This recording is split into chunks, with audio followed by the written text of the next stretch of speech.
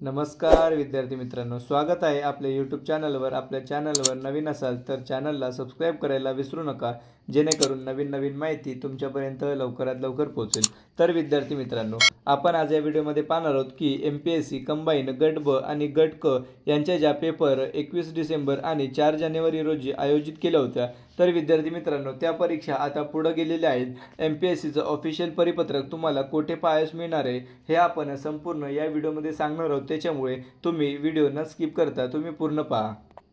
तर बघा विद्यार्थी मित्रांनो, हे आपलं टेलिग्राम चॅनल आहे, स्पर्धा परीक्षा अपडेट विथ शुभम आणि मी अधिकारी असा लोगो आहे. आपल्या टेलिग्राम चॅनलची लिंक यूट्यूबच्या डिस्क्रिप्शन बॉक्समध्ये सुद्धा दिलेली आहे. आपल्या टेलिग्राम चॅनलला जॉईन करायला विसरू नका, कारण की स्पर्धा परीक्षा उपयुक्त असणारे सर्व मटेरियल तसेच नवीन भरतीबाबत सर्व माहिती मी तुम्हाला येथेच अपलोड करत असतो.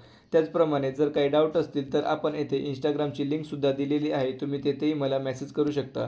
तर विद्यार्थी मित्रांनो, येथे आल्यानंतर आपण वेगवेगळ्या माहिती वेगवेगळी जाहिरात अपलोड करत असतो. तर विद्यार्थी मित्रांनो, अजूनही MPSCचं ऑफिशियल परिपत्रक आलेलं नाही आहे, परंतु आज शनिवारी किंवा सोमवारी पर्यंत MPSCचं ऑफिशियल परिपत्रक येणार आहे. आणि विद्यार्थी मित्रांनो, 100% MPSCचे पेपर म्हणजेच 21 डिसेंबरचा गट बचा पेपर हा 100% पुढे जाणार आहे. हे मी तुम्हाला का सांगतोय तर त्याच्यामागेही काहीतरी रिझन आहे. तर बघा मित्रांनो, पहिलं कारण म्हणजे 21 डिसेंबरला ज्या स्थानिक स्वराज्य संस्थांच्या निवडणुका मतदान झाल्या होत्या, तर त्यांची मतमोजणी ही 21 डिसेंबर रोजी होणार आहे असं नागपूर खंडपीठाने निकाल दिला होता. त्यावर विद्यार्थी मित्रांनो, बऱ्याच लोकांनी सुप्रीम कोर्टामध्ये याचिका दाखल केली होती की जी मतमोजणी आहे ती 21 तारखेपूर्वी करण्यात यावी. परंतु काल शुक्रवारी सुप्रीम कोर्टाने एक निकाल जाहीर केला आहे. त्याच्यामध्ये मतमोजणी ही 21 तारखेपूर्वी करण्यास नकार दिलेला आहे सुप्रीम कोर्टाने.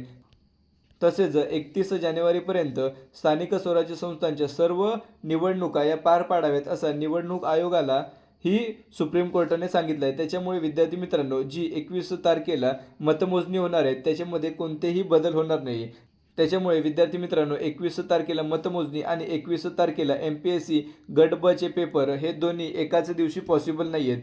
तर ते पॉसिबल का नाही आहेत तर बघा विद्यार्थी मित्रांनो, याचं एक महत्त्वाचं कारण म्हणजे जिल्हा पातळीवर परीक्षेची संपूर्ण जबाबदारी ही जिल्हाधिकारी आणि महसूल विभागाकडे असते. त्याचप्रमाणे जिल्हाधिकाऱ्यासह महसूल विभागातील सर्व कर्मचारी हे 21 डिसेंबरला मतमोजणीमध्ये व्यग्र राहणार आहेत. प्रमाणे 21 तारखेला मतमोजणी असल्यामुळे बरेच पेच प्रसंग निर्माण होऊ नये यासाठी पोलिसांचा सुद्धा बंदोबस्त लागतो. त्याच्यामुळे 21 तारखेला मतमोजणी आणि 21 तारखेला पेपर हे दोन्ही एकाच दिवशी पॉसिबल नाही आहेत. त्याच्यामुळे पेपर 100%च पुढे जाणार आहेत.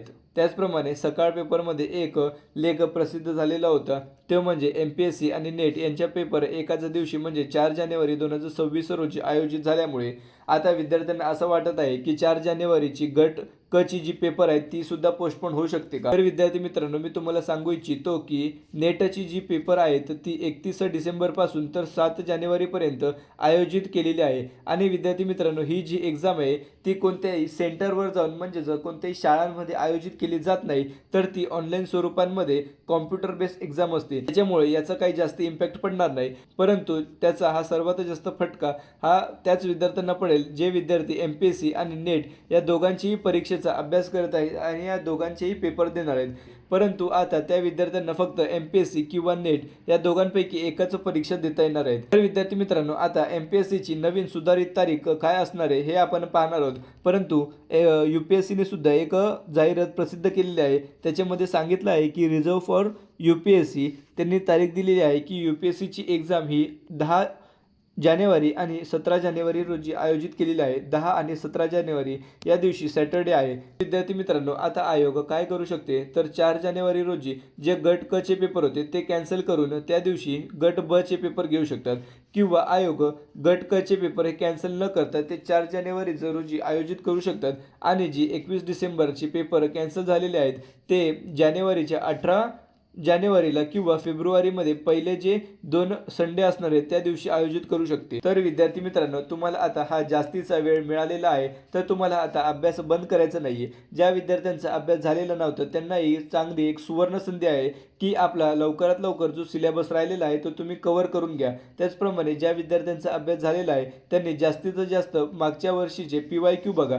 त्या PYQ मध्ये काय होणार आहे तर विद्यार्थी मित्रांनो, जर तुम्ही जास्तीत जास्त PYQ बघितले तर आयोगाचा पेपर पॅटर्न काय आहे, आयोग कोणत्या लेवलचे प्रश्न विचारते, आयोग कोणत्या टॉपिकवर जास्ती भर देते याचा तुम्ही जास्तीत जास्त अभ्यास करा आणि त्याच टॉपिकवर जास्तीत जास्त रिव्हिजन करा.